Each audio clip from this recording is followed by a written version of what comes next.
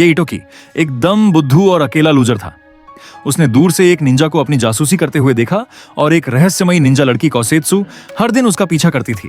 लेकिन इटोकी ने उससे भागने का फैसला किया और शहर भर में पार्कौर करने लगा। और जब एक ट्रक उसकी अगली शिकार को लेने आया तो इटोकी ने सबसे बड़ा एनिमे का टैबू तोड़ दिया और ट्रक के ऊपर से बैक फ्लिप मार के निकल गया।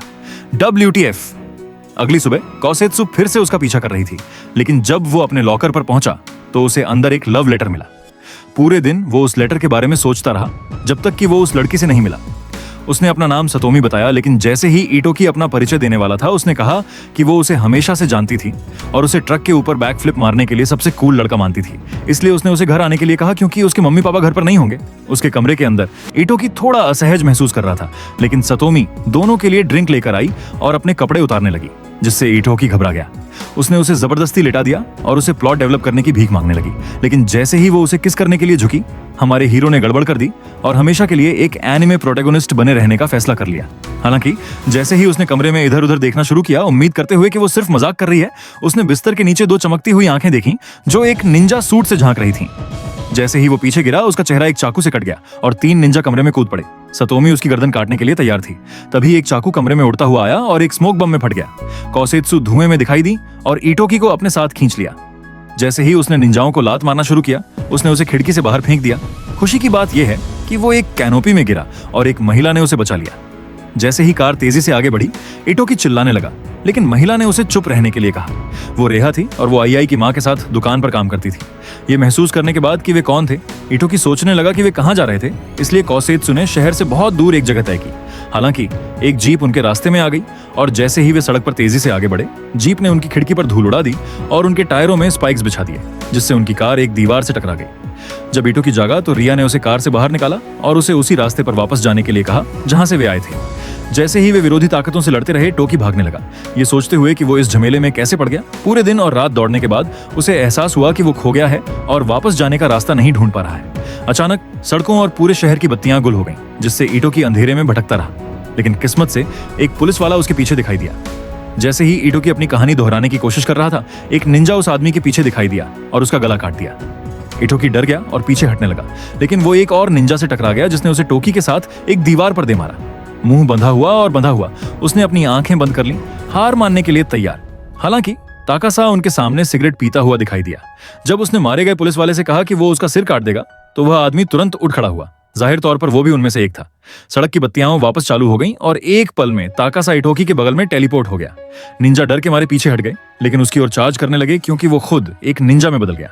कुछ घंटों बाद ताकासा ने याई को जगाने के लिए चिल्लाया और जैसे ही उसने आंखें खोली, वो सोचने लगा कि वे कहाँ थे। ताकासा ने उसे बताया कि वे उनके परिवार के घर पर थे।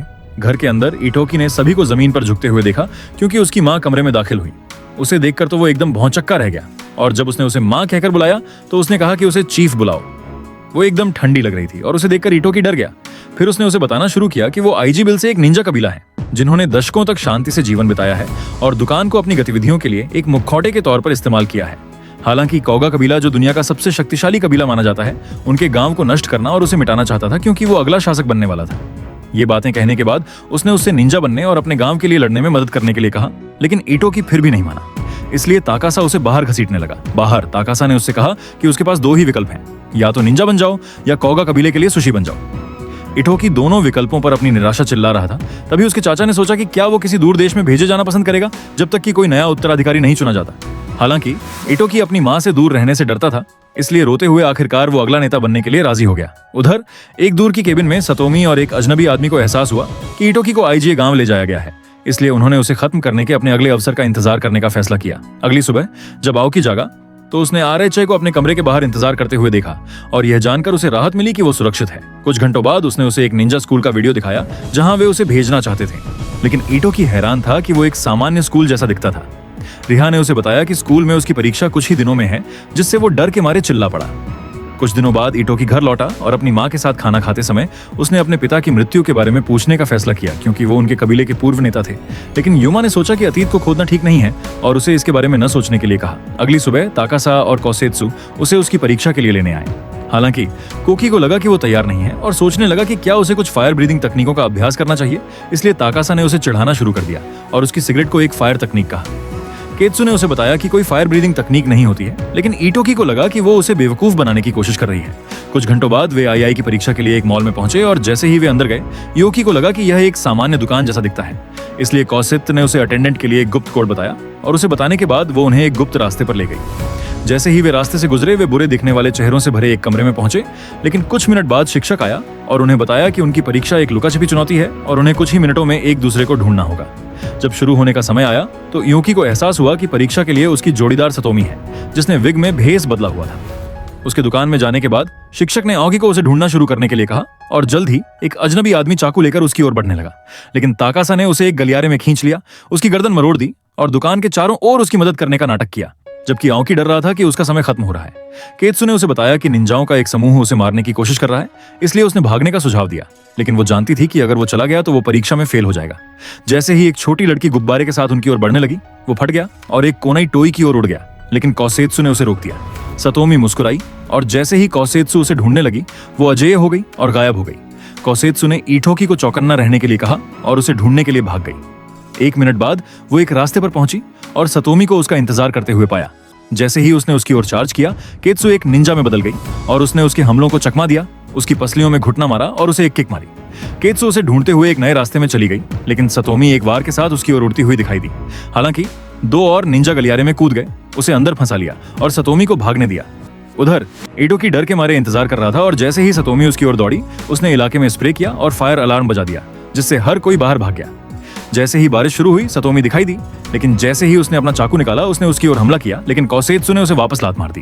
तुरंत 2 एजेंटों ने उसे पकड़ लिया और जैसे ही वे उसे ले जाने लगे, योकी ने उसे छूने और परीक्षा पास करने के बारे में सोचा, लेकिन एक अन्य एजेंट ने उसे बताया कि परीक्षा पहले ही खत्म हो चुकी है। कुछ घंटों बाद ताकासा ने आओकी को बताया कि वह परीक्षा में फेल हो गया है और उसे अगले साल तक छिपना होगा, लेकिन एक पल बाद एक कॉल आने के बाद उसने इटोकी को बताया कि उसे स्कूल में स्वीकार कर लिया गया है, जिससे वह चौंक गया। कुछ हफ्तों बाद इटोकी स्कूल के लिए निकलने के लिए तैयार था और जैसे ही उसने शहर की यात्रा की, उसने सोचा कि वह शायद कभी घर वापस नहीं आएगा। जल्द ही वे एक ट्रेन स्टेशन पर पहुंचे और ताकासा ने उसे अलविदा कहा। उनके सामने एक ट्रेन रुकी और जैसे ही वे उसमें यात्रा कर रहे थे, योकी ने उनके आसपास के खूबसूरत नजारों को देखा। स्कूल पहुंचकर योकी एक खूबसूरत लड़की से मिला, जिसने अपना परिचय रोको के रूप में दिया, लेकिन थोड़ी देर बाद वह अपनी सहेलियों के साथ जाने लगी। कोकी ने अलविदा कहने के लिए हाथ हिलाया, लेकिन केत्सु ने उसे पीछे से लात मारी और उसे चलने के लिए कहा। स्कूल में कुछ मिनटों के बाद योकी ने देखा कि कौसेत्सु उसकी बगल से गायब हो गई है और जैसे ही उसने उसे पुकारना शुरू किया, छात्रों के एक युवा समूह ने उसे टक्कर मार दी। वे उसके दांत तोड़ने ही वाले थे कि एक लड़की जल्दी से उसके पास आई, उसे जानने का नाटक किया और उसे लड़कों से दूर खींच लिया। उसने सोचा कि वह एक नया छात्र है और उसे लड़कों से बचने की सलाह दी, जैसे कि वे कोई बीमारी हो। उसने अपना परिचय किरी के रूप में दिया और उससे दोस्ती करने के लिए कहा। जैसे ही उन्होंने हाथ मिलाया और कुछ और मिनटों के बाद किरी कक्षा में आओकी से मिली, इसलिए उसने उसे कौसेत्सु से मिलाने का फैसला किया। जैसे ही वे अपने भोजन टिकट लेने की कोशिश कर रहे थे, किरी ने आओकी का हाथ एक निंजा मील की ओर बढ़ाया, जो भोजन का एक छोटा सा टुकड़ा निकला। योकी ने डाइनिंग हॉल के पार देखा और उन लड़कों को देखा जिनसे वह पहले मिला था, इसलिए किरी ने उसे बताया कि वे कौगा कबीले से थे, वही कबीला जो उसे मारने की कोशिश कर रहा था। अचानक लड़कों में से एक मेज से खड़ा हो गया, ये सोचकर कि क्या हॉकी लड़ने आया था। उसका नाम उरा था और जैसे ही वह उन पर चिल्लाता रहा, किरी तुरंत भाग गई। हालांकि एक और लड़के ने उसे चुप रहने के लिए कहा। वह सुजाकू था और वह कौगा कबीले के सबसे शक्तिशाली सदस्य का एकमात्र बेटा था।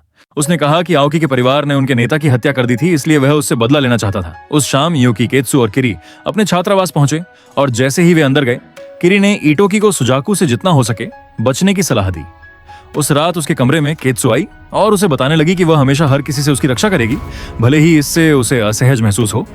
अगले दिन एक प्रशिक्षक ने छात्रों को बताया कि वे निंजा सूट और कोर का उपयोग करना सीखेंगे, लेकिन इटोकी ने पहले कभी उनके बारे में नहीं सुना था, इसलिए उसने कौसेत्सु को अपना सूट सक्रिय करते हुए देखा, इससे पहले कि वह अपना सक्रिय करता।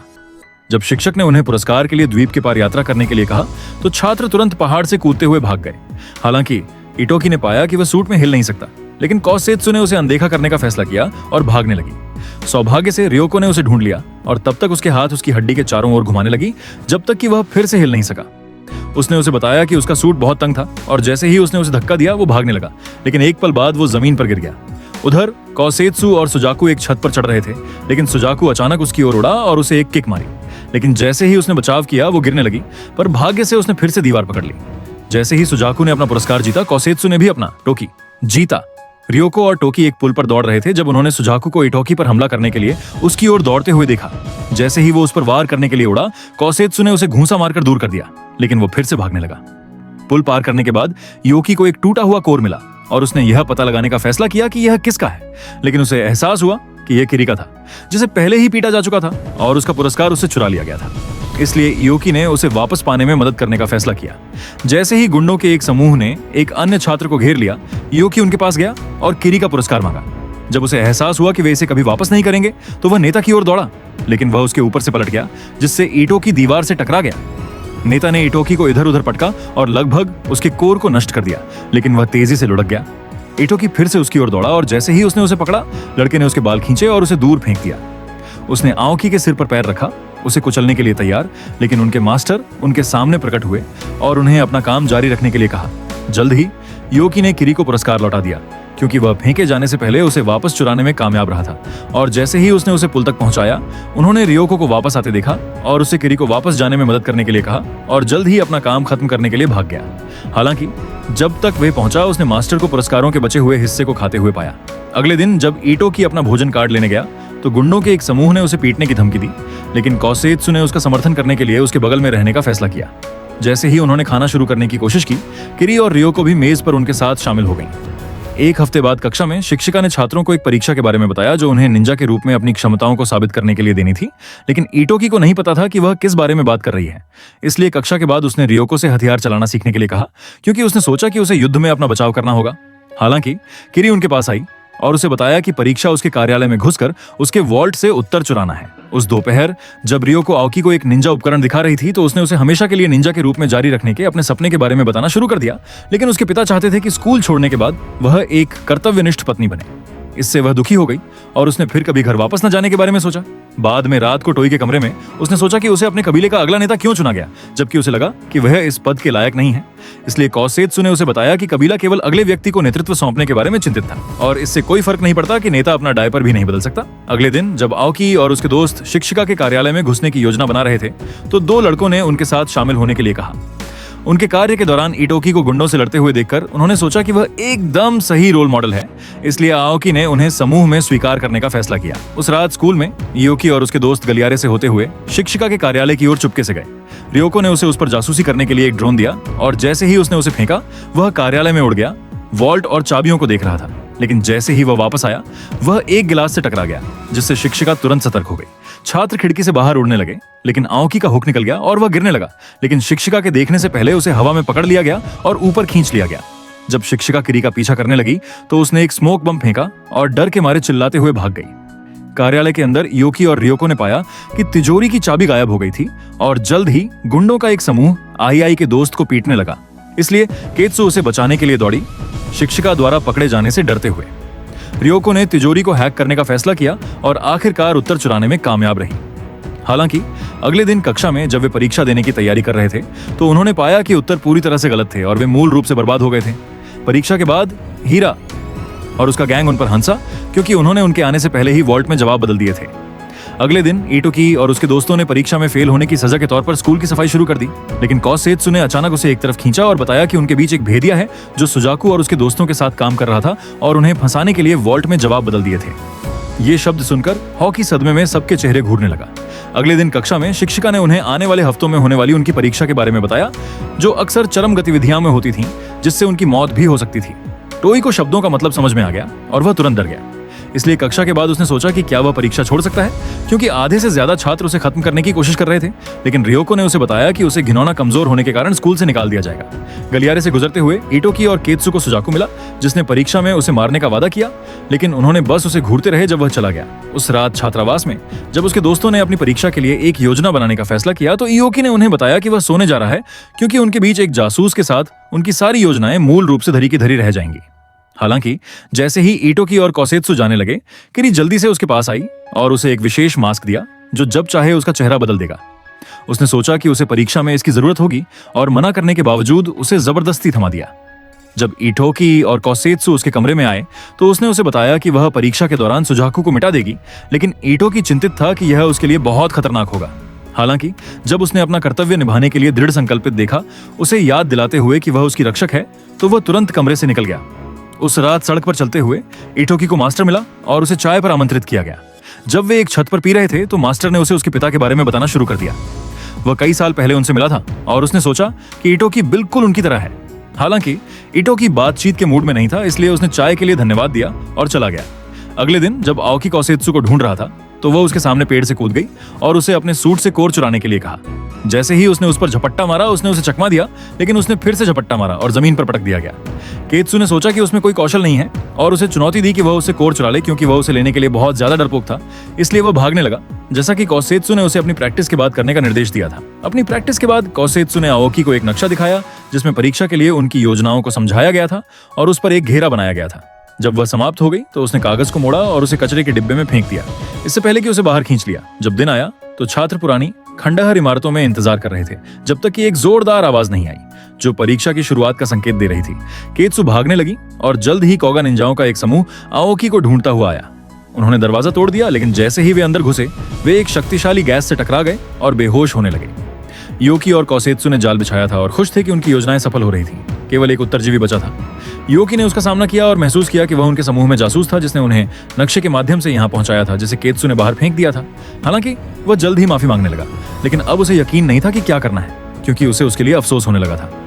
कुछ मिनट बाद हिमर आओकी को ढूंढता हुआ आया, लेकिन लड़के ने उस पर चुपके से हमला करने की कोशिश की।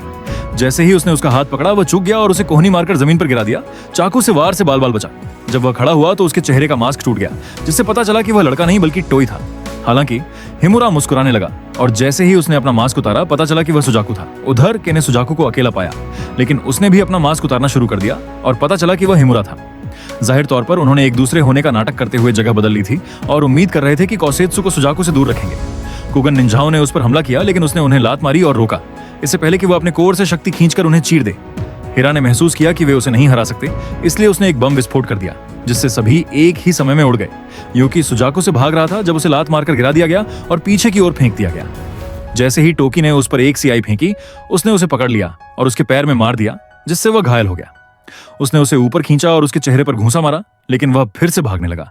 इसलिए सुजाकू बदला लेने की भूख में उसके पीछे दौड़ा और उसे चाकू मारने से बाल बाल बचा जब ईंटों की पेड़ों से गिर गया और भागता रहा।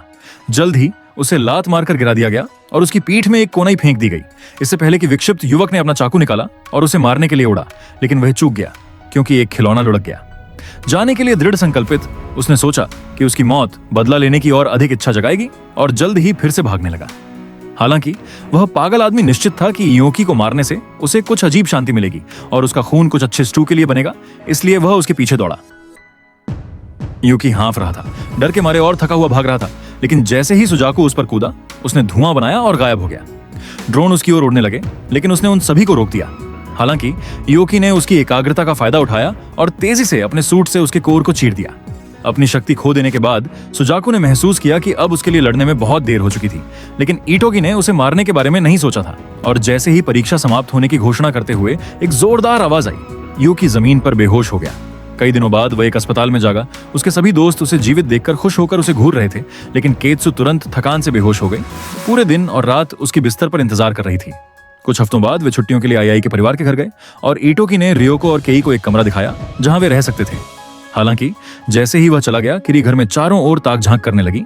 उनके गुप्त हथियार ढूंढने की कोशिश कर रही थी, इससे पहले कि एक छोटी चिड़िया को बुला लें। एक पल बाद चिड़िया सुजाकू के घर पहुंची, जिसमें आई के घर के बारे में किरी का एक गुप्त संदेश था। उधर आओकी और उसका परिवार रिया के पति को देखने के लिए एक अस्पताल पहुंचे, जो कई सालों से एक दुर्घटना के बाद बेहोश थे। उन्होंने आओकी की मां के लिए उनके कबीले में एक निंजा के रूप में काम किया था और वह उनकी वर्तमान स्थिति के लिए खुद को जिम्मेदार महसूस कर रही थी। उस शाम इटोकी और उसकी मां ने एक कब्र साफ की। ये उसके पिता की कब्र थी और वे हर साल उनकी याद में यहाँ आते थे। और हालांकि इटोकी को मुश्किल से उनकी याद थी, उसने सोचा कि वह एक अच्छा आदमी रहा होगा, क्योंकि हर कोई उनके बारे में इतनी दयालुता से बात करता था। जल्द ही आई की मां ने उसे उसके पिता के बारे में बताना शुरू कर दिया, जिनकी हमलावरों से गांव की रक्षा करते हुए हत्या कर दी गई थी। उसने सोचा कि कोगा कबीला जिम्मेदार था और उम्मीद करती थी कि योकी को उसके पिता की तरह नहीं मारा जाएगा। अगले दिन योकी और उसके दोस्त परिवार के घर के लिए सामान खरीदने के लिए दुकान पहुंचे। हालांकि जल्द ही उसे पता चला कि कबीले के सभी सदस्य निंजा थे। बाद में उस दिन जब वे कुछ मछली पकड़ने की उम्मीद में नदी पर पहुंचे, तो योकी ने लड़कियों को शानदार पोशाकों में देखा और उन्हें देखकर हकलाने लगा। कोसेत्सु पानी में चली गई और जैसे ही उसने एक मछली देखी, उसने उसे सीधे आओकी की बाल्टी में फेंक दिया और कुछ ही मिनटों में वे सभी मछली पकड़ने लगे। मछली पकड़ते समय किरी ने योकी को अपने कबीले के बारे में बताना शुरू कर दिया और कहा कि अन्य कबीलों द्वारा उन्हें अप्रासंगिक माना जाता था, क्योंकि उनमें से कुछ ही बचे थे और उनका अपना कोई गांव नहीं था। जब इटोकी ने देखा कि वह उदास होने लगी है तो उसने उसे खुद के बारे में खुश रहने के लिए प्रोत्साहित किया। आखिरकार वह आधी भी निंजा नहीं थी जितनी वह थी। जल्द ही वे सभी अपनी भरी हुई बाल्टियों के साथ परिवार के घर पहुंचे और जैसे ही वे भोजन के साथ इधर उधर घूमकर दावत की तैयारी कर रहे थे, ताकासा इटोकी के पीछे दिखाई दिया। वह कुछ समय से दूर था और घर वापस आकर खुश था, और चूंकि यह आओकी की दावत में पहली बार था इसलिए उसने उसे बताना शुरू कर दिया कि यह कैसे शुरू हुआ। उसके पिता की मृत्यु के बाद उसकी मां ने कबीले की नई नेता बनने का कठिन निर्णय लिया था। उसके निर्णय ने गांव को टूटने से बचाया था और अब सभी उससे प्यार करते थे और युद्ध में उसके लिए जान दे देंगे। उसने उम्मीद जताई कि इटोकी उससे सीखेगा और कोसेत्सु के साथ बच्चे पैदा करेगा। उस शाम जब वे दावत का आनंद ले रहे थे, ताकासा ने बहुत ज्यादा पीने के बाद गाना शुरू कर दिया, इसलिए केत्सु ने उसके सिर पर थप्पड़ मारकर उसे तुरंत सुला दिया। इटोकी और युमा कहीं और बातचीत के लिए कमरे से निकलने लगे, इसलिए किरी ने उन पर चुपके से सुनने का फैसला किया। हालांकि एक आदमी ने उसे रोक दिया और इटोकी के बारे में बात करने लगा और कहा कि वह उसे पोप फ्रांसिस के बाद दुनिया की सबसे बड़ी संत मानता है, और किसी तरह उसके शब्दों ने उसे अपने पापों से पश्चाताप कराया। कमरे के अंदर युमा ने योकी को अपने सभी रहस्य और ये क्यों बताया कि वे दुनिया के सबसे शक्तिशाली निंजा कबीले थे। उसने सोचा कि क्या वह उन सभी का सबसे महान निंजा बनने के लिए तैयार था, इसलिए उसने उसे बताया कि वह था। एक हफ्ते बाद कू जल्दी से आओकी और उसके दोस्तों को बताने के लिए दौड़ी कि अकादमी बंद कर दी गई है, क्योंकि बहुत सारे छात्र रहस्यमय तरीके से गायब हो रहे थे। उस दिन बाद में उन्हें एक निंजा समिति की बैठक के बारे में सूचित किया गया, जो कई दशकों में केवल एक बार हर कबीले के भविष्य का फैसला करने के लिए होती थी, और अगले दिन युमा बैठक के लिए निकलने लगी, जल्द ही वापस आने का वादा करते हुए। बैठक में युमा, ताकासा और कू ने अन्य कबीलों के नेताओं से मुलाकात की, और जैसे ही समिति के एक पुलिसकर्मी हाथों ने शुरुआत की, उन्हें जल्द ही पता चला कि कुछ कबीले के नेता बैठक से गायब थे। वे कबीले थे जिन्होंने युमा और उसके गांव का समर्थन किया था, और जैसे ही वह सोचने लगी कि उनके साथ क्या हुआ, उसने सोचा कि कौगा कबीला उनके गायब होने के लिए जिम्मेदार था। हाथों ने कहा कि कौगा कबीला दुनिया के हर निंजा कबीले को मिटाकर और अपने लिए उनके संसाधनों को चुराकर युद्ध शुरू करने की कोशिश कर रहा था, और चूंकि समिति की बैठकें अराजकता पैदा करने वाले नेताओं को गिरफ्तार करने के लिए थीं, इसलिए उसने कबीले के नेता को खुद गिरफ्तार करने का फैसला किया। अन्य कबीले ने उसकी गिरफ्तारी का समर्थन किया, लेकिन एक आदमी अचानक कमरे में दाखिल हुआ जिसने अपना परिचय जेनी के रूप में दिया, जो समिति का एक और पुलिसकर्मी था, और युमा पर मारे गए कौबा नेता को खत्म करने का आरोप लगाना शुरू कर दिया। उसने हत्या का एक वीडियो दिखाया और निष्कर्ष निकाला कि उसके कबीले के एक सदस्य ने अत्याचार किया था। तुरंत उसकी गिरफ्तारी की मांग की, लेकिन ताकासा उस पल उसे मारने के लिए तैयार होकर उसके रास्ते में खड़ा हो गया। हालांकि युमा ने उसे रोक दिया और उनका पीछा करने लगी। उस शाम इटोकी को उसकी गिरफ्तारी के बारे में सूचित किए जाने के बाद उसने सोचा कि उसके लिए उसकी जगह लेना बेहतर होगा, और अगले दिन सभी ग्रामीणों के इकट्ठा होने के साथ इटोकी ने खुद को उनका नया नेता घोषित कर दिया। हालांकि अगले दिन जब वे युमा के बारे में खबर का इंतजार कर रहे थे, ताकासा दरवाजे पर दिखाई दिया और इटोकी और कोसेत्सु को एक निजी बैठक के लिए बुलाया। हाथों की हत्या कर दी गई थी और जेनी, जिसने बैठक में युमा को गिरफ्तार किया था और कौगा कबीले के लिए काम करता था, उसे मिटाने की धमकी दे रहा था, क्योंकि कौगा कबीला अपने रहस्यों को उजागर करने के लिए दृढ़ था। उस दिन बाद में एक बैठक में ग्रामीणों ने युमा को फांसी दिए जाने से पहले बचाने का सुझाव दिया, लेकिन अन्य समिति को नाराज करने से डरते थे। ताकासा ने सोचा कि समिति कौवा कबीले का पक्ष लेने के लिए घटिया थी और उन सभी को सोते समय मारने की पेशकश की, लेकिन अन्य युद्ध शुरू करने से डरते थे। अचानक वे सभी आओकी को घूरने लगे, उसके फैसले का इंतजार कर रहे थे। हालांकि जब वह जंगल में खोए हुए भ्रमित लड़के की तरह घूरता रहा तो कोसेत्सु चाकू लेकर उस पर झपटी। उसकी मूर्खता को बहुत देख चुकी थी। उसने सोचा कि उसे मिटाना सभी के लिए बेहतर होगा। आखिरकार वह किसी काम का नहीं था, क्योंकि हुमा ने उसे तब गोद लिया था जब वह एक छोटी लड़की थी और उसे अपनी बेटी की तरह पाला था। वह उसकी एकमात्र परिवार बन गई थी। कोसेत्सु नाग से उसे बचाने के लिए दृढ़ थी और खुद फैसला करने वाली थी, अगर इटोकी इसके लिए बहुत नरम था। हालांकि इटोकी ने हिम्मत दिखाने का फैसला किया, और जैसे ही उसने उसे छोड़ा वह खांसने लगा और जल्द ही युमा को बचाने के लिए सहमत हो गया। यह एक ऐसा फैसला था जो उन्हें समिति के साथ युद्ध में धकेल देगा। उधर कौगा कबीले के अड्डे में सुजाकू कौगा नेता के कार्यालय में पहुंचा। किरी द्वारा युमा को उसकी कोठरी से बचाने की योजनाओं के बारे में सूचित किए जाने के बाद उसने सोचा कि यह गांव में सभी को मिटाने का उनका सही अवसर था, क्योंकि किरी ने उसे शहर में एक हमले की खबर के बारे में बताया जिससे सभी घर भाग रहे थे, लेकिन उन्हें नहीं पता था कि इसका क्या मतलब है। तभी कू जल्दी से अंदर आया और उन्हें बताया कि कौगा कबीला गांव में सभी को खत्म करने आ रहा है, और शहर के आसपास की खबर आसन्न हमले से ध्यान हटाने का एकमात्र तरीका थी। इसलिए एक पल बाद आरएचए ने कमरे में एक गुप्त दरवाजा खोला जो उन्हें कुछ देर के लिए सुरक्षित रखेगा, और कोसेत्सु के चले जाने के बाद योकी मुश्किल में दिख रहा था। उधर कोसेत्सु और ताकासा युमा को बचाने के लिए जेल पहुंचे, और रास्ता भटकने का नाटक करने के बाद कोसेत्सु ने तुरंत सुरक्षा को सुला दिया। तुरंत उन्होंने अपने निंजा सूट बदले और जेल के अंदर भागे, इससे पहले कि कोसेत्सु ने खिड़की तोड़ दी। जैसे ही जेल के गार्ड उन पर झपटे, उसने एक स्मोक बम फेंका और दोनों सुरक्षा को चकमा देते हुए, उनके हमलों को रोकते हुए और उन्हें जमीन पर गिराते हुए आगे बढ़ गए। जल्द ही वे युमा की कोठरी पर पहुंचे और उसे यह बताने के बाद कि आओकी ने उसे बचाने का आदेश दिया था, कोसेत्सु ने दरवाजा तोड़ दिया। हालांकि जैसे ही वे जल्दी से बाहर निकले, वे कमीने और सुरक्षा के एक नए सेट से टकरा गए। ताकासा ने कोसेत्सु को युमा को बचाने के लिए कहा, इसलिए उसने स्मोक बम बनाया और ध्यान भटकाने का काम खत्म कर दिया, क्योंकि ताकासा ने भागने से पहले पुरुषों को मार डाला।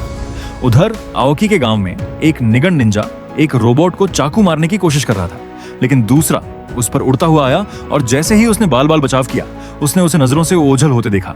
जैसे ही एक और लड़ाकू दो बॉट्स से भिड़ा, एक उसके पीछे कूद गया और उसके घुटने में मार दिया, लेकिन उसने उसे चाकू मार दिया। दूसरा एक CI के साथ उस पर उड़ा, लेकिन वह रुक गया और अंधेरे में वापस कूदने लगा, इससे पहले कि उसने जल्द ही आखिरी वाले को मार डाला। आओकी के घर में उन्होंने पाया कि कोगा कबीला एक निंजाओं से रोबोट के साथ लड़ रहा था। दुश्मन अंतहीन थे और रिया ने सोचा कि यह केवल समय की बात है जब रोबोट उनके बचाव को तोड़कर अंदर घुस जाएंगे। इटोकी ने सभी को परिवार के घर में वापस बुलाने का सुझाव दिया, लेकिन रिया ने सोचा कि यह अपने पैरों पर कुल्हाड़ी मारने जैसा होगा, क्योंकि वे सोचने लगे कि रोबोट अपनी पूरी ताकत से हमला क्यों नहीं कर रहे थे। किरी ने एक रोबोट देखने के लिए कहा। एक पल बाद एक रोबोट उनके सामने फर्श पर पड़ा था और रियो को उसे खोलना शुरू कर दिया। जब वह समाप्त हो गई तो उसने पाया कि बॉट्स कम बैटरी पर चल रहे थे और केवल आधे घंटे तक काम कर सकते थे। इटोकी ने महसूस किया कि चार्जरों को उड़ाना लड़ाई जीतने का एकमात्र तरीका था। जैसे ही RHA ने चार्जरों का स्थान उठाया, उसने उन्हें नष्ट करने का जोखिम लेने का फैसला किया। रोको ने उसका पीछा करने का फैसला किया, क्योंकि उसके पिता ने रोबोट बनाए थे। हालांकि किरी ने उन्हें बताया कि वह उनके साथ नहीं जा रही है, क्योंकि उसे सुजाकू के लिए जासूस बनना था। उधर जेल में ताकासा ने सभी सुरक्षा कर्मियों को मार डाला था और जेंजी को मारने की सोच रहा था, लेकिन समिति की एक और टीम एक नए अधिकारी शोन के नेतृत्व में पहुंची। उसने हाथों की हत्या से पहले उसके साथ काम किया था और पाया था कि जेंजी ने उसे मारा था। उसने अपनी टीम को उसे गिरफ्तार करने का आदेश दिया, लेकिन जैसे ही 2 आदमी उस पर उड़े, उसने हवा में उनके हाथ पकड़ लिए, पकड़े न जाने के लिए दृढ़ संकल्पित। हालांकि ताकासा ने उसे पीछे से पकड़ लिया और उसकी गांड सुला दी, इससे पहले कि वह चला जाए। उसी समय केत्सु और युमा एक पहाड़ पर पहुंचे और पाया कि गांव पर कुगा कबीले द्वारा हमला किया जा रहा था। जब कोसेत्सु ने सोचा कि उनके लिए दूर रहना बेहतर होगा, तो युमा ने उसे बताया कि वह गांव के लिए लड़ना चाहती है।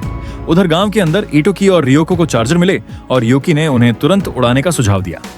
उस समय कोगा की अधिकांश सेना दूर होने के कारण उसने सोचा कि यह उन कमीनों को नष्ट करने का उनका एकमात्र मौका था, इसलिए रियोको ने उसे अपने बनाए बम दिए जो सब कुछ राख कर देंगे। उन्होंने चार्जरों पर बम लगाने के बारे में सोचा, लेकिन अब सोच रहे थे कि पकड़े जाने से पहले वे इतने करीब कैसे पहुंचेंगे, इसलिए रियोको ने उसे एक ऐसा बम दिखाने का फैसला किया जो कुछ सेकंड के लिए रोबोट BS को बंद कर देगा। जब वे तैयार थे, योकी झाड़ी से मशीनों की ओर दौड़ा और रियोको ने बम फेंका, जिससे बॉट्स तुरंत जम गए। जल्द ही योकी को सुजाकू ने पीछे लात मारी, जो उसे परीक्षा की तरह नष्ट करने की सोच रहा था। तुरंत योकी ने हवा में एक डिस्क फेंकी और रियोको ने सुजाकू को नीचे गिरा दिया, क्योंकि वह फिर से भागने लगा, चार्जर पर बम लगाने की सोच रहा था। हालांकि सभी रोबोट जीवित हो गए और उसे तुरंत रियोको के साथ पकड़ लिया। एक मशीन ने उससे बम छीन लिया और अचानक चार्जर की ओर भागने लगी, लेकिन हुरा उसके पीछे दौड़ा और जैसे ही उसने उसे जमीन पर गिराया, उसने पाया कि बम पहले से ही उस पर था। अपने मौके का फायदा उठाते हुए योकी ने डिस्क को निर्देशित किया, जो बम से टकरा गई और उसके रास्ते में सब कुछ उड़ा दिया। एक पल बाद रियोको ने टोई को उठने में मदद की और जैसे ही वे जाने की कोशिश कर रहे थे, वह जमीन पर पड़े व्यक्ति के पास वापस गया और जैसे ही उसका मास्क टूटा, उन्होंने पाया कि वह किरी थी।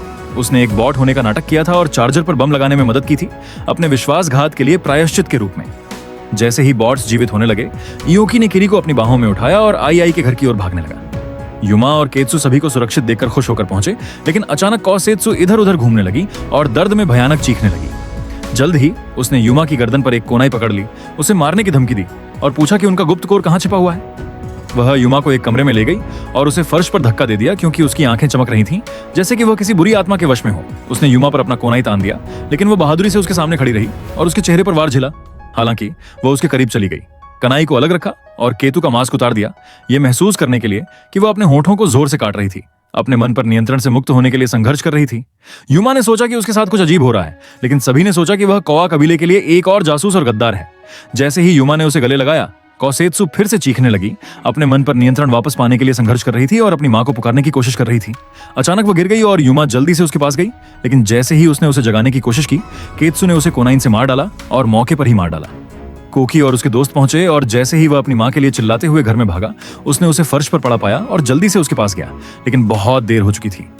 तुरंत कू ने कोसेत्सु को नीचे गिरा दिया, ये सोचते हुए कि उसने युमा को क्यों मारा, लेकिन लड़की जवाब नहीं दे सकी, क्योंकि उसे नहीं पता था कि उसे क्या हो गया था। जल्द ही ताकासा युमा को मरा हुआ देखकर सदमे में भागता हुआ आया और जैसे ही उसने टोई को अपनी मां के लिए रोते हुए देखा, उसने सोचा कि उसका सबसे बुरा डर सच हो गया है। अगले दिन रिया ने इटोकी को बताया कि युमा की मौत के बाद उसे कबीले के नेता होने की पूरी जिम्मेदारी लेनी होगी। गांव कोगा कबीले के साथ उनके युद्ध पर उसके फैसले का इंतजार कर रहा था। हालांकि योकी को केवल अपनी मां की मौत कैसे हुई, ग्रामीणों ने उसे बचाने की कोशिश कैसे की और उसकी निराशा ने उसे ताकासा पर चिल्लाने के लिए कैसे मजबूर किया, यही याद था। उस शाम सभी के इकट्ठा होने के साथ योकी ने अनुबंध में अपना अंगूठा लगाया और कबीले का सच्चा नेता बन गया। हालांकि वह खुश नहीं था और जैसे ही ग्रामीणों ने कौआ कबीले पर जवाबी कार्रवाई की मांग करना शुरू कर दिया, वह बस उन्हें घूरता रहा। एक ग्रामीण ने सोचा कि कोसेत्सु युमा को मारकर दुनिया की सबसे बड़ी गद्दार थी और मछली की तरह उसका सिर काट देना चाहिए, लेकिन इटोकी उस विचार मात्र से डर गया था। वह कई सालों से उसकी रक्षक रही थी और उसने उसे अनगिनत बार मुसीबत से बचाया था। जल्द ही ग्रामीणों ने कोगा कबीले पर पूर्ण युद्ध छेड़ने और उन्हें एक बोरी की तरह मिटाने का सुझाव देना शुरू कर दिया, लेकिन इटोकी फैसला करने के लिए बहुत डरपोक था। इसलिए उसने अपनी मां के दफनाने के कुछ दिनों बाद एक और बैठक के लिए कहा। कुछ दिनों बाद रियोको और किरी ने उसे बताया कि वे घर लौट रहे हैं, लेकिन आओकी ने उन्हें फिर से न देखने के बारे में सोचा। वह जानता था कि वह बहुत अकेला हो जाएगा। अगले दिन जब वे जा रहे थे, रियोको ने उसे कोसेत्सु की रक्षा करने के लिए कहा, क्योंकि उसे यकीन था कि उसके दिमाग में कुछ अजीब प्रयोग हुआ है। हालांकि इयोकी को यकीन नहीं था कि वह उसे उसके भाग्य से बचा पाएगा। जैसे ही वे चले गए, ताकासा ने इयोकी को अंदर बुलाया और उसे एक अलग घर में ले गया, जहां उसने कोसेत्सु को बंधा हुआ पाया। ताकासा ने उसे बताया कि जब से उसने अपने मन पर नियंत्रण वापस पाया है, वह खुद को मिटाने की कोशिश कर रही थी। उसने उससे पूछा कि उसे क्या याद है, लेकिन उसे भी कुछ याद नहीं था कि क्या हुआ था। उसने अपने सिर के अंदर एक भयानक शोर सुना था, जिससे उसने अपना नियंत्रण खो दिया था, लेकिन उसने सोचा कि यह एक सपना था। जैसे ही वह रोने लगी, उसने टोई से उसे खत्म करने के लिए कहा, लेकिन ताकासा ने उसे बताया कि वह उनके लिए महत्वपूर्ण है। जल्द ही उसने उसे बताना शुरू कर दिया कि उसके पिता कोगा कबीले के नेता थे और जब वह एक छोटी लड़की थी तो उसे सम्मोहित कर दिया गया था, इससे पहले कि उसे सड़क पर छोड़ दिया गया। कोगा नेता ने युमा द्वारा उसे गोद लेने के बाद आईजीए गांव पर जासूसी करने की उम्मीद की थी और उसकी हत्या करने से पहले कई सालों तक इंतजार किया था। केत्सु ने सोचा कि उसे इतने सालों पहले क्यों नहीं निकाला गया, इसलिए ताकासा ने उसे बताया कि युमा उससे अपनी बेटी की तरह प्यार करती थी। इन शब्दों पर कोसेत्सु रोने लगी और युमा की मौत के लिए खुद को दोषी ठहराया, लेकिन ताकासा ने सोचा कि कोई और कमरे में घुसकर उसकी हत्या कर सकता है, और जैसे ही वह रोती रही, योकी ने उसे अपने करीब पकड़ लिया। कुछ दिनों बाद ग्रामीणों ने युमा के दफनाने में भाग लिया और बाद में रात को योकी अकेला था, क्योंकि वह उसकी तस्वीर को घूरता रहा। जल्द ही सुजाको उसके पीछे दिखाई दिया और उसके मंदिर की ओर चलने लगा। जैसे ही उसने अपना अंतिम सम्मान दिया, उसने सोचा कि क्या आओकी आखिरकार अपने दुख को समझ गया, और जैसे ही वह जाने लगा, उसने उसे मुर्गा कहा। इसलिए आओकी ने उसके चेहरे पर घूंसा मारा, लेकिन वह उस पर झपटा और वे खिड़की से टकराकर बाहर गिर गए। इटोकी ने सोचा कि उसे बदला लेने का इतना पागल जुनून क्यों है, क्योंकि वह खुद भी अपनी मां की मौत का बदला नहीं लेना चाहता था, लेकिन सुजाको को केवल अपने गांव को धूल में मिलते देखना था, और उसने तुरंत उसे धक्का देकर कहा कि उसकी कड़वी और सड़ी हुई आत्मा मोचन से परे है। अगले दिन ग्रामीणों ने इटोकी को कोआ कबीले के एक पत्र के बारे में बताया, जो उनके गुप्त कोर की मांग कर रहे थे।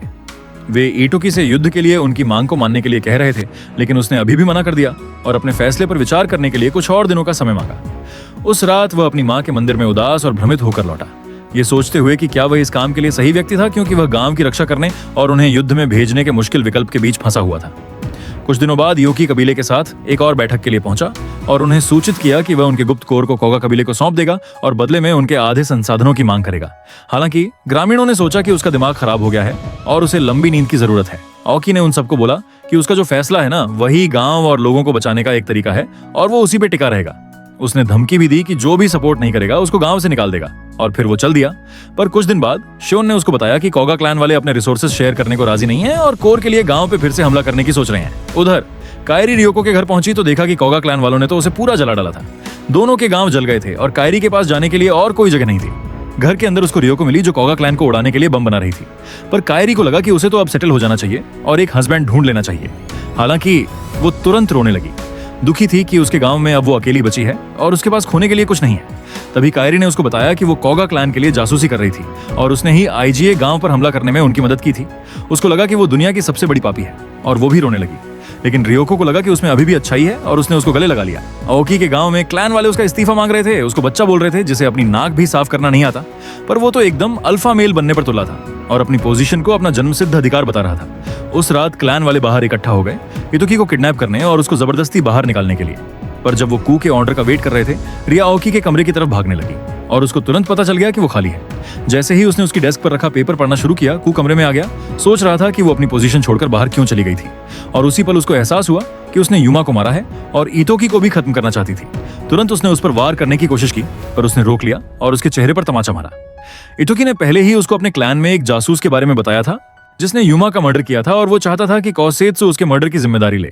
इसलिए जासूस को ढूंढने के लिए उसने रोब किंग का रोल प्ले करने का फैसला किया था। कू सोचने लगा कि रिया ने अपने ही गांव को क्यों धोखा दिया। तो उसने उसको बताया कि कोगा लीडर ने उसके हस्बैंड को एक बड़ी जादूगरी से जगाने का वादा किया था और उसने तुरंत खुद को खत्म कर लिया।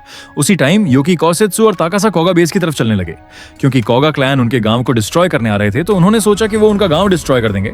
हालांकि योकी बिली का बकरा बनना चाहता था और उसने ताकासा और केत्सु को गांव वापस जाने के लिए कहा, पर उन्होंने उसकी बात नहीं सुनी। उनको लगा कि वो भी बढ़िया मटन बनेंगे और वो उसका साथ देने पर अड़े थे। कोगा बेस के अंदर एक रिसेप्शनिस्ट ने बजर दबाया जैसे ही वो अंदर घुसे, जिससे सिक्योरिटी अलर्ट हो गई। पर योकी ने बस कोगा लीडर से बात करने के लिए कहा। तुरंत वो रोबोट्स से घिर गए और केत्सु हवा में उड़कर मशीनों को किक मारने लगी और यूकी ने उनको काटा। तभी एक बम फट गया और धुएं में रियो को दिखी, जिसने एक बॉट को गिरा दिया और कायरी ने दूसरे को काटा। वो उसका सपोर्ट करने आए थे और कोगा क्लैन को हराना चाहते थे। तो कायरी ने अपने गांव की जासूसी करने के लिए माफी मांगी और तुरंत भाग गई। रियोको ने दुश्मनों को पंच और किक मारी और जैसे ही दो उसकी तरफ उड़े, कायरी ने उनको वापस किक कर दिया, जिससे योकी और उसका क्लैन ऊपर सीढ़ियों की तरफ भाग सके। जल्द ही उनको 3 दुश्मन मिले और 100 रोबोट्स उनके रास्ते में कूद पड़े। तो ओकी ने अपने सूट से पावर खींची और पलक झपकते ही उन सबको मार डाला। हालांकि कोर की पावर खत्म होने से वो थक कर गिर गया। तुरंत कोगा क्लैन ने उस पर रस्सियां फेंकी, पर ताकासा बीच में आ गया, जिससे कोसेत्सु ने धुआं पैदा करके उसको जल्दी से बचा लिया। ताकासा ने उनको अपनी तरफ खींचा और धक्का देकर गिरा दिया, फिर वो धुएं से भाग गया। जैसे ही आओकी और कोसेत्सु ऑफिस की तरफ चले, उनको हिमुरा और एक आदमी उनका इंतजार करते हुए मिले। कोसेत्सु ने उनसे अकेले लड़ने का फैसला किया, पर तभी सुजाकू उनके पीछे आग लेकर आ गया और जैसे ही उसने जमीन जलाई, आग की एक दीवार बन गई, जिससे योकी और कोसेत्सु भाग सके। जल्द ही वो क्वा लीडर किड्डू से मिले और योकी ने उससे कहा कि वो उनकी प्रॉपर्टी से दूर रहे, बदले में वो अपना कोर दे देगा। पर उसको लगा कि ये काफी नहीं है। वो पूरी दुनिया को अपना बनाना चाहता था और सारे निंजा गांव जलते हुए देखना चाहता था। क्योंकि ओकी का उसको मारने का कोई इरादा नहीं था, उसने अपने बैकअप फोर्स के आने का इंतजार करने का सुझाव दिया। हालांकि योकी सोचने लगा कि उसने उसकी मां का मर्डर क्यों करवाया। तो किड्डू ने उसको बताया कि वो जंगल का जॉर्ज था और उसने चुना कि कौन जिएगा और कौन मरेगा। इन बातों से योकी गुस्सा हो गया और जैसे ही उसका कोर चमकने लगा, उसने अपनी तलवार निकालने की कोशिश की, पर कस ने उसको रोक लिया, ये महसूस करते हुए कि किड्डू उसको अटैक करने के लिए उकसा रहा है। तो जैसे ही वो जाने लगे, किड्डू ने अपना कोर एक्टिवेट किया और उन पर शूट किया, पर कोसेत्सु ने उसे ब्लॉक कर दिया और वो उड़ गई। किड्डू लगातार ओकी पर शूट करता रहा, पर वो भागता रहा और आखिर में जमीन पर गिर गया। योकी उस पर झपटा और अपनी तलवार से वार किया, पर बूढ़े आदमी ने उसको पंच मारा और दीवार में एक छेद कर दिया। उसको लगा कि योकी एक बच्चा है जिसे अपना डायपर बदलने की जरूरत है, पर योकी ने उसको बताया कि वो एक ग्रोन अप मैन है जो खुद का बच्चा पैदा करने लायक है। जैसे ही वो उस पर फिर से चार्ज करने लगा, आदमी ने अपनी बंदूक निकाली, पर कोसेत्सु ने उसको पकड़ लिया, जिससे योकी उसकी ब्रेस्ट प्लेट पर वार कर सका, पर उसे खरोंच भी नहीं आई और उसने उसको पंच मारा। फिर उसने योकी की तलवार रोकी और उसको पीछे धकेल दिया। वो एक दूसरे पर झपटे, लगातार पंच और मुक्कों से हमला करते हुए, ताकत का प्रदर्शन करते हुए। जैसे ही योकी ने उस पर हावी होकर उसको एक जोरदार मुक्का साइड में और दूसरा सिर पर मारा, वो दीवार से टकरा गया। तोकी ने उससे अपने पापों के लिए पश्चाताप करने और हर दिन बिग मैक खाने के लिए कहा, पर किड्डू को चिकन नगेट्स ज्यादा पसंद थे। तो जैसे ही वो जाने लगे, उसने बहस खत्म करने के लिए उसे गोली मारने का फैसला किया, पर ताकासा ने उसके दिल में चाकू मार दिया। हालांकि उसी पल श्योन अंदर भागा, कोआ लीडर को अरेस्ट करने की उम्मीद में, पर उसे वो मरा हुआ मिला। तो ताकासा ने कोसेत्सु को एक खिलौने में अलविदा कहा, ये महसूस करते हुए कि वो निंजा वर्ल्ड का सबसे वांटेड आदमी बनने वाला है, और वो उड़ गया। थोड़ी देर बाद योकी और कोसेत्सु गांव वापस लौटने लगे, ये सोचते हुए कि उनका भविष्य कैसा होगा। If you like this anime, please like and subscribe to our channel.